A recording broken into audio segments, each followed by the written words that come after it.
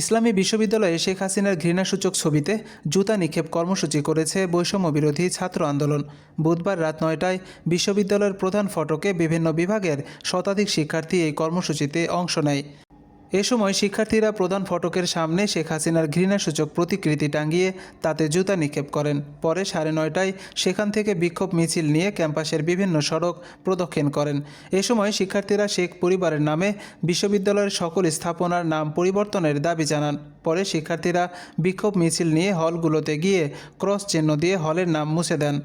শিক্ষার্থীরা বলেন, বিগত ফ্যাসিবাদী সরকারের নেতৃত্বে দেশে একের পর এক গণহত্যা, নির্যাতন, গুম ও বিচার বহির্ভূত হত্যাকাণ্ডের মাধ্যমে গণতন্ত্রকে পুরোপুরি ধ্বংস করে দেওয়া হয়েছিল। রাষ্ট্রীয় পৃষ্ঠপোষকতায় ছাত্র জনতার ওপর দমন পীড়ন চালিয়ে মুক্ত চিন্তার কণ্ঠরোধ করা হয়েছিল।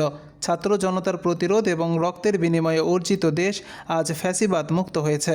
তারপরও বিভিন্নভাবে ফ্যাসিবাদী শক্তি আবারও ফিরে আসার চেষ্টা চালাচ্ছে। সম্প্রতি ফ্যাসিবাদের মূল নায়ক শেখ হাসিনা ভাষণ দেওয়ার ঘোষণা দিয়েছে।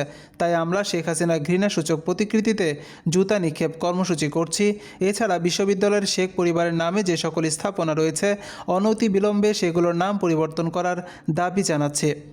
বৈষম্য বিরোধী ছাত্র আন্দোলন ইবির সহ সমন্বয়ক নাহিদ হাসান বলেন, ফ্যাসিস্ট হাসিনার প্রতিকৃতিতে জুতা নিক্ষেপ করে শিক্ষার্থীরা উচ্ছ্বাস প্রকাশ করেছে। এর মাধ্যমে দেশ থেকে ফ্যাসিবাদের সকল চিহ্ন মুছে ফেলা হবে।